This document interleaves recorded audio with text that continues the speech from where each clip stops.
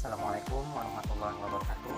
Pada kesempatan ini saya akan merefleksikan aksi nyata saya dalam pembelajaran yang telah saya lakukan di kelas 91. Adapun materi ataupun topik layanan yang saya berikan yaitu tentang stres dan cara mengatasinya. Dalam kegiatan ini saya menerapkan pembelajaran berdiferensiasi dan penerapan kompetensi sosial emosional yang berpihak pada siswa dengan tujuan untuk memahami dan mengembangkan kebutuhan siswa dan mengembangkan potensi yang ada pada diri siswa.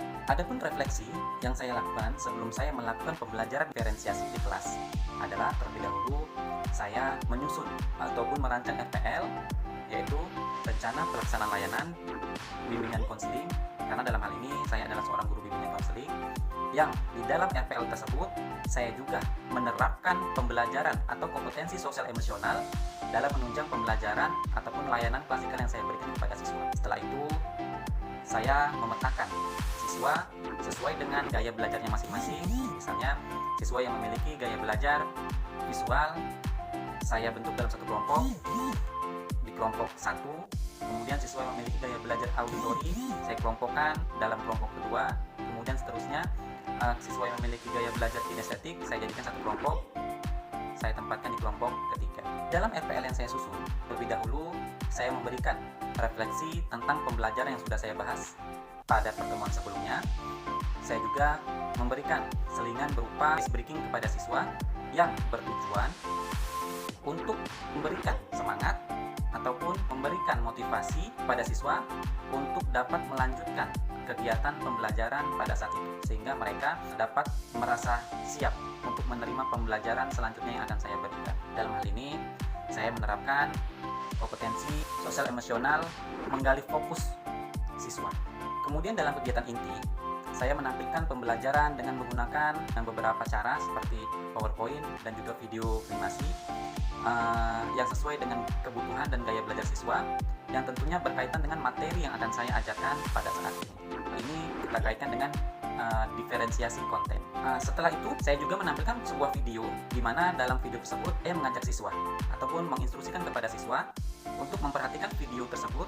Kemudian di akhir siswa saya minta untuk membuat siapa-siapa saja tokoh yang terlibat di dalam video tersebut, permasalahan apa yang dihadapi tokoh dalam video tersebut. Nah, kemudian siswa juga saya ajak untuk berdiskusi, untuk saling curah pendapat tentang permasalahan-permasalahan apa yang dibahas dari video tersebut. Kemudian siswa juga saya minta untuk memberikan umpan balik dari video yang mereka tonton tersebut.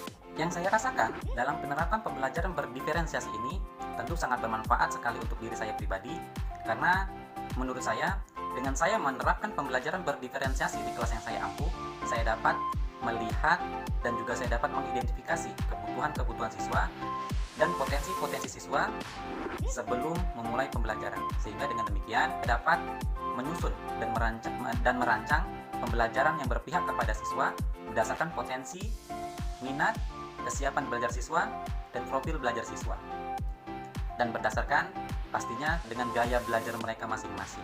Setelah saya melakukan proses pembelajaran yang saya lakukan secara daring maupun luring, saya melihat banyak sekali perubahan yang terjadi pada siswa. Misalnya siswa lebih antusias dalam mengikuti pembelajaran, siswa lebih aktif dalam berdiskusi, siswa lebih terbuka untuk mengeluarkan ide-ide ataupun gagasan-gagasannya baik secara individu maupun secara berkelompok. Kemudian siswa lebih aktif untuk melakukan diskusi kepada teman sekelompoknya. Kemudian siswa juga berani untuk menampilkan ataupun berani untuk ambil andil dalam memberikan ide-ide mereka kepada teman-temannya. Hal ini terbukti dari respon siswa dalam memberikan umpan balik yang positif dari pembelajaran yang telah saya lakukan. Karena selama ini saya melihat penurunan minat belajar siswa, apalagi saat ini sekolah saya 100% melakukan proses pembelajaran daring. Nah, jadi dengan melakukan pembelajaran berdiferensiasi, saya merasa hal ini sangat baik dan berguna untuk membangkitkan minat belajar siswa. Adapun perbaikan-perbaikan yang akan saya lakukan dalam pembelajaran saya ke depannya, saya akan melakukan pembelajaran berdiferensiasi yang berpihak pada siswa dengan menerapkan pembelajaran sosial emosional, di mana dalam penerapan pembelajaran ini saya memulai dengan mengidentifikasi dan mengelompokkan siswa sesuai dengan kesiapan belajar siswa, minat belajar siswa, dan profil belajar siswa. Karena dengan mengelompokkan siswa ke dalam kelompok tersebut, saya harapkan agar terbentuknya suasana belajar yang menyenangkan bagi siswa, dan siswa juga lebih siap dapat menerima pembelajaran yang akan diberikan. Selain itu, saya juga akan memperbaiki cara saya dalam hal penyajian materi layanan yang lebih bervariasi lagi, yang lebih menekankan pada diferensiasi konten, sehingga siswa yang memiliki gaya belajar visual, auditori, ataupun kinestetik dapat menerima materi pembelajaran yang akan saya berikan secara baik, sehingga tujuan dari pembelajaran yang saya berikan tersampaikan kepada siswa dan dapat diterapkan dalam kehidupan sehari-hari. Demikianlah refleksi dari pembelajaran yang sudah saya lakukan. Lebih dan kurang saya mohon maaf. Saya akhiri. Wabillahi taufiq wal hidayah. Assalamualaikum warahmatullahi wabarakatuh.